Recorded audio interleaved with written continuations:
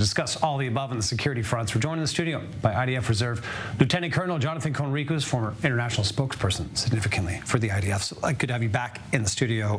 Thank you, as always. Look, this has been weekly activity around the northern West Bank in particular, the Shomron, as it's known in Israel, the areas around Nablus and Jenin, these two major population centers in the West Bank. It seems like there's weekly shootings, weekly incidents, many being thwarted, I should add here. Look, there are calls now for maybe ramped up, more focused activity. I know there's already robust activity happening in the northern West Bank. What else can be done? Definitely a lot of activity done every day, every night by the different Israeli security forces. And I'd say, there's no empiric research on it, but I'd say that the overwhelming majority of attacks are thwarted before they happen by this continuous Israeli pressure on the locations where the terrorists are hiding before they even go out and do attacks like the one that you mentioned that unfortunately led to the death of an Israeli civilian. We've spoken a lot about Jenin, we've spoken a lot about Nablus. Those are the two more established hotbeds where terror is coming from as we speak.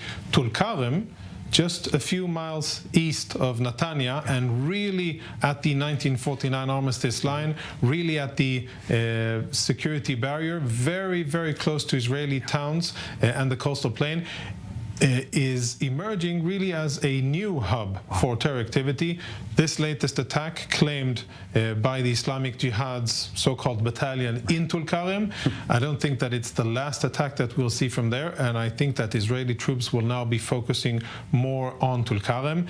It has to be said that Israeli forces are spread quite thinly along a lot of areas where we see a fast collapse of Palestinian security forces. In some cases like this, they're not only not preventing, but they're also taking part in the atrocities and in the actual killing of Israelis. Look, you mentioned that IDF spread thin. There's also a major nationwide exercise training drill taking place this week. Yes, busy, spread. Look, what do you make of this alleged reports of strikes on the Popular Front on the Syria-Lebanon border? It stood out to me that Jerusalem actively denied it this time. What does it look like? Yeah, that is, it really stands out because the policy is of no comment. I remember myself returning that. Issuing many of those. Yes, many of those. Yeah. That has been the policy, and this one looks a little bit different. I wonder who has the ability to strike, probably from the air, at Iranian-affiliated targets in Syria close to Lebanon. Interesting to assess. Interesting why that official response came from Israel. What is clear, though, is that this organization, like many other organizations in Syria, is using the instability and the lack of governance and the open invitation by the Syrian regime for Iranian proxies to establish themselves in Syria, which causes a lot of instability in Syria and poses a threat to Israel. And that's why Israel is attacking maybe that target, but many other targets in Syria.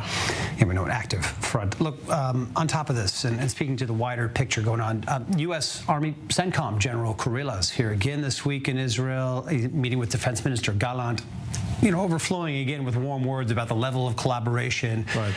Still evident, this high level, I call it collaboration with the U.S., critical to all the strategic moves being made by Israel in the region? Yeah, I think we're nearing money time and crunch time when it comes to Iran.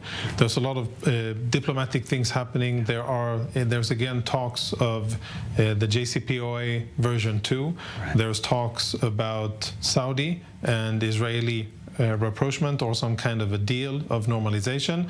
Maybe those two are connected. Nuclear deal and Saudi, maybe they're not. Okay. And Israel is holding this exercise, which is part of the annual training regimen that Israel has. General Kurilla is here, I think also mostly designed in order to send a message to Iran of the close, and the Americans like to use the word ironclad ties between Israel and the U.S., which are absolutely strategic for Israel. Reassuring. Yes, and it's a very important message to Iran. What I think is missing, though, is a clear political statement, not by military officials, but by political leaders in the U.S., that the U.S. is committed to making sure that Iran won't have nuclear weapons and that there is a viable military option on the table. As of now, the Iranians haven't heard that. Yeah, we see the tangible results of all this on the ground between the militaries, but you're right, the political level not as vocal. No. Jonathan Conricus, thanks for being with us as always. A lot happening in every direction.